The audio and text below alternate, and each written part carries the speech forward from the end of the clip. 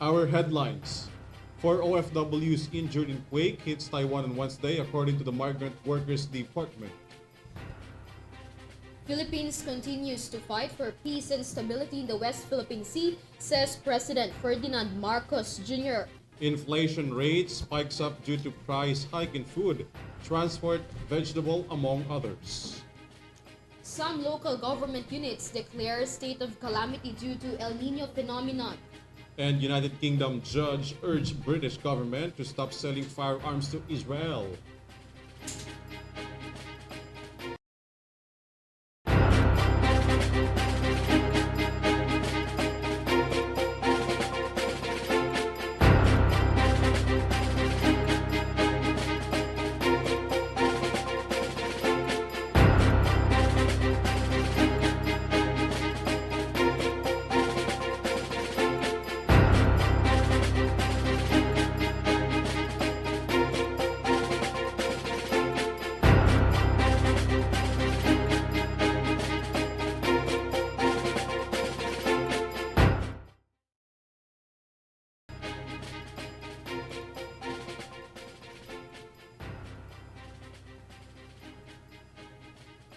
Good evening, bring the latest news for tonight. I am ALVIN PELOBELLO. And I am KRIZZA Lopez. This is Eurotv News Thread.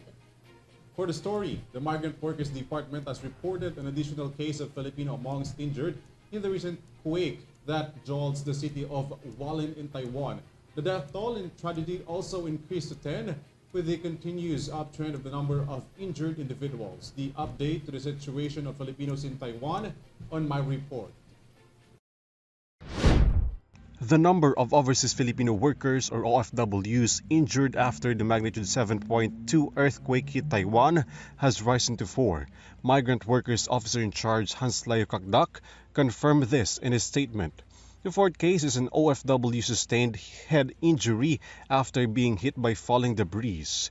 It is said that the OFW has been treated and saved from danger. Until now, there have been no recorded OFW casualties since the devastating earthquake hit Taiwan.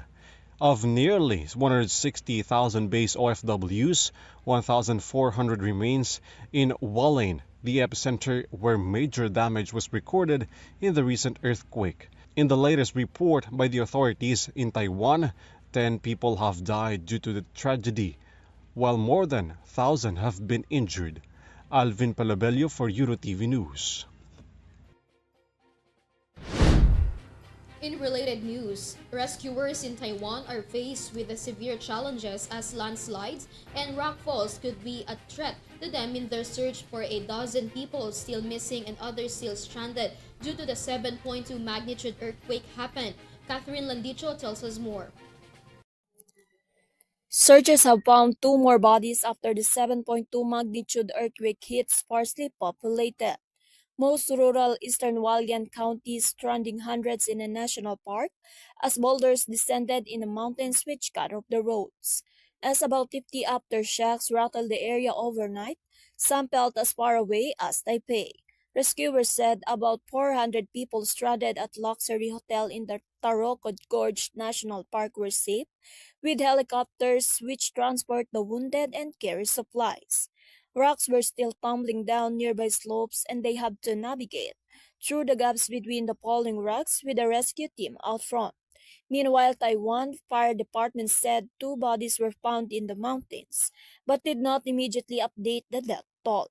It put the number of missing at 18, 3 of them foreigners of Australian and Canadian nationality. Catherine Landicho for Eurotv News. The Philippine government continues to maintain peace in the West Philippine Sea, but it needs to respond to what is happening in the area, according to President Ferdinand Bongbong Marcos Jr.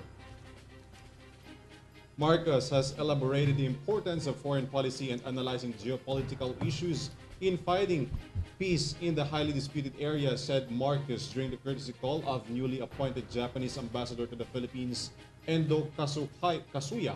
Japanese assistance to the Philippines is vital not only in equipment but also in training, especially with their support with other allies such as Australia, United States, Japan, and South Korea. According to the president, there are additional aspects to the Philippines-Japan relationship which now shows security and protection as he stressed the need to adjust the way the two countries do business. Marcos' administration goal is to keep the South China Sea as a place where there is freedom of navigation and trade in that part of the world. Related to this, the diplomatic relationship between the Philippines and Papua New Guinea marks 50 the following year, as they commit with the Philippines' stand to maintain the peace and stability in maritime aspects. More details in this report. Along with the visit of Papua New Guinea Foreign Minister Justin Tachenko, it reaffirmed the relationship between the Philippines that was established since September 16, 1975. Foreign Affairs Secretary Enrique Manalo personally welcomed the counterpart from Papua New Guinea. In Manalo's statement, he emphasized the common interest of both countries when it comes to complying with international laws, particularly in the United Nations Convention on the Law of the Sea or UNCLOS, in the midst of the country's ongoing efforts to maintain the stability and peace in the West Philippine Sea.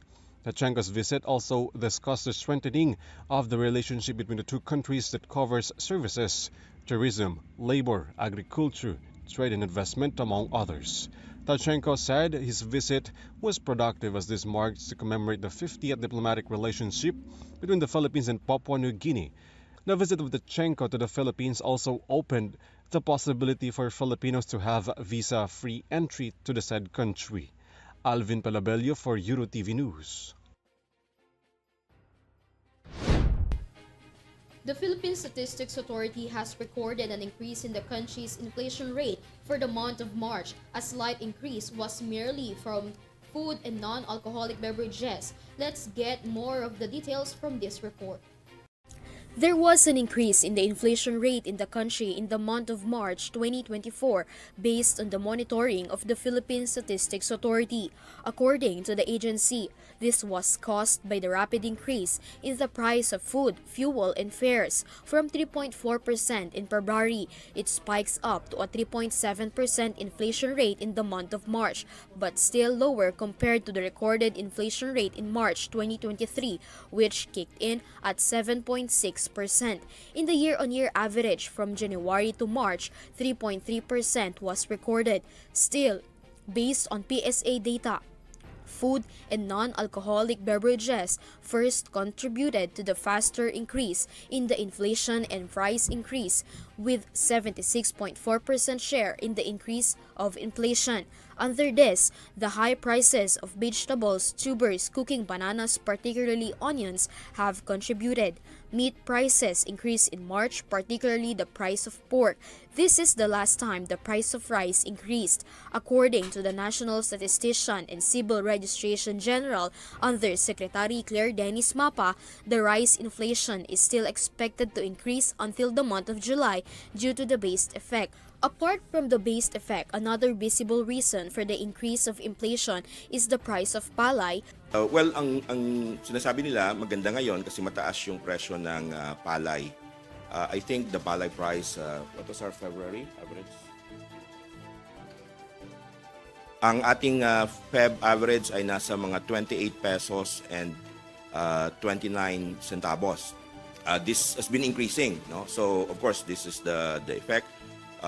Maganda yung kanilang presyo, so that is also contributing, although of course they're worried about the weather, but I think the first quarter may mga farms na mataas pa rin yung production, although may mga farms lalo na yung walang access sa irrigation, yun yung mga medyo may problema. But the price of palay kasi is increasing, so that's one major factor why the price of rice is increasing. Thank you. The second contributor to the increase in the transportation sector is particularly the increase in the price of gasoline and diesel and other passenger vehicles on the road, particularly the tricycle fare. Finally, the restaurant and accommodation services. On the other hand, of the 13 commodities monitored by the PSA, 5 showed a rapid increase in inflation and 4 showed a slow increase. Meanwhile, in the National Capital Region, the inflation rate also slightly increased to 3.3, from 3.2% in February 2024. Also, there is an increase in the level of inflation outside the NCR that hit 3.8% from 3.5% in February 2024. This is KRIZZA Lopez for Eurotv News. We'll be taking a very short break. Don't get away as Eurotv News thread returns.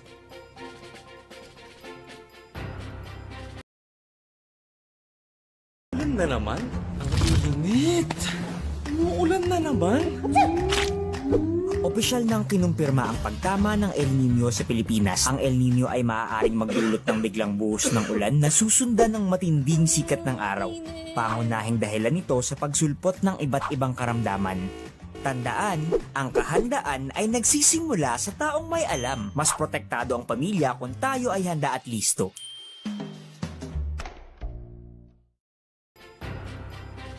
Almost 20 local government units have declared a state of calamity in their respective areas amid the effect of the El Nino phenomenon. More areas are expected to be placed as well under the state of calamity according to Task Force El Nino spokesperson Joey Villarama. Catherine Landicho has the details. The area that declared state of calamity are Occidental Mindoro, Oriental Mindoro, Palawan, Romblon, Ifugao, Antique, and Zamboanga City, and among others. It is said that there are other areas in the country that are planning to declare a state of calamity, but it is necessary that it falls within the criteria where 15% of the population must be affected. 30% of the livelihood is affected and structure must be affected, Villarama said, who served as Assistant Secretary of the Presidential's Communications Office.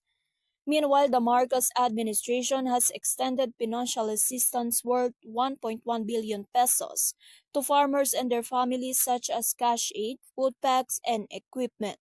It is said that the damage amounting to not even met first 2.63 billion pesos of 1 billion in aid will somehow alleviate the needs of the people affected by El Nino.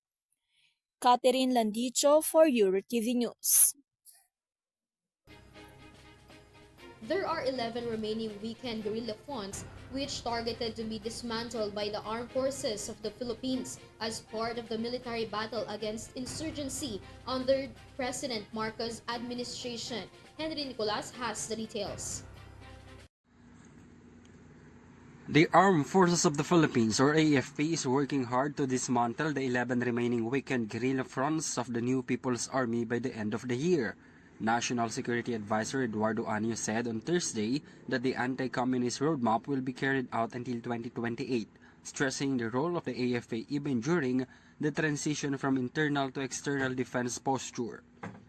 This includes NPA remnants in other areas, including vertical units and party organs within the organization's sub-regional committees and regional party committees, Anyo said in a statement. Anyo, who is also chair of the National Security Council, or NSC, said these operations comply with President Ferdinand Marcos Jr.'s directive for the military to intensify its efforts against insurgents to ensure a safer and more prosperous future for all Filipinos. Anyo added that the Philippine National Police, or PNP, and AFP are working together to better organize the area that needs to be managed by the PNP. For his part, AFP Chief of Staff General Romeo Browner Jr. said the military has set deadlines for its ground units to dismantle the remaining weakened NPA guerrilla fronts, vertical units, regional party committees, and sub-regional committees. Meanwhile, NSC Assistant Director General and spokesperson Jonathan Malaya said the AFP has now taken the initiative and is bringing the battle to the last remaining weakened guerrilla fronts and remnants of the NPA across the country. Malaya said military operations are ongoing in Abra, Northern Samar, the Bicol region, and other areas, with more operations in the planning stages. This is Henry Nicolas for Eurotv News. The Agriculture Department has highlighted the important role of media to the public trust for the government's program. Vanessa Cleophas reports. The Department of Agriculture is one of the agencies that serves as a partner of Filipinos in ensuring an adequate food supply for the country, specifically for Filipinos. Therefore, in order for the public to be informed about their actions and initiative, they collaborate with the media to disseminate important information. That is why the Agriculture Department emphasized the important role played by the media. According to the agencies, media plays a significant role in our country, especially when it comes to gathering important information shared with the public. They also serve as a center for Filipinos to learn about the government's programs, projects, and services for the nation, including those of the Department of Agriculture and its covered sectors. Among the efforts of the DA is strengthening food production to ensure food security to all Filipinos. This was emphasized by Agriculture Secretary Francisco Laurel Chu Jr. during the Food Security Cluster Communication Workshop organized by the Presidential Communication Office. Secretary Chu highlighted the honest media reporting to foster trust and understanding from the public. Chu also ensured that the DA remains united with the government in promoting transparent, accurate, and reliable information to the public. Under the administration of President Ferdinand Marcos Jr., the DA continues its campaign for food security, economic development, enhancement of fisheries for fishermen, and growth of the agricultural industry. Furthermore, Secretary Chu emphasized the DA's current efforts to deliver trustworthy information with the assistance of the media. This is Vanessa Cleofas for Eurotv News. The Bureau of Customs Manila International Container Port seized the smuggled goods into warehouses from Bulacan and Caloocan City. During the BOC operation, the agency discovered various illegal products, particularly underwear, socks, and other merchandise. According to BOC, the confiscated products worth 7.3 billion pesos. BOC cooperated with some authorities in the operation, particularly the Philippine National Police or PNP and local government officers. Commissioner Bienvenido Rubio reiterated that they are determined to eliminate smuggling in the Philippines with the cooperation of law enforcement units. 3 former Supreme Court justices have joined more than 600 members of the British legal profession in calling on the government to halt arms sales to Israel, which could make Britain complicit in today's genocide in Gaza. Following an increase in the number of politicians who are not in favor of arms sales to Britain, 3 justices joined other lawyers, former judges, and legal academics in urging Prime Minister Rishi Sunak to change the policy. Faced growing political pressure after 7 aid workers, including 3 British nationals, were killed in an Israel airstrike in the besieged enclave this week. Israeli Prime Minister Benjamin Netanyahu called the allegations of genocide outrageous and said Israel's unwavering commitment to international law. Britain sells explosive devices, assault rifles, and military aircraft to Israel, but it is smaller supply as it only makes up about 0.4% of Israel's total global defense sales by 2022.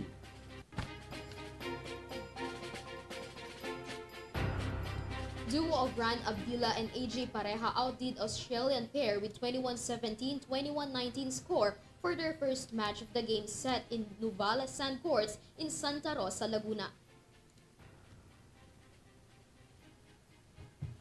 The pairing of James Baitrago and Rancel Barga also successfully worked, dominating their match against Indonesian duo, ending the game with 21-11 and 21-9 score in favor of the Philippines. Meanwhile, women beach volley duo Jen Eslapor and Clyde Aurelianeda did not let down the Philippine team, also sweeping victory against Singaporean pair with 21-9 and 21-15 score. Philippines, another women pair are rookies Jenny Gabiola and Alexa Polidario, who are yet to show off with their play despite James and Rancel's loss in today's match versus Japanese opponents. Both Philippine male pairs are now advancing to round 16s of the competition. Smart ABC Nubali Beach Tour opened on April 4 and will end on April 7, 2024.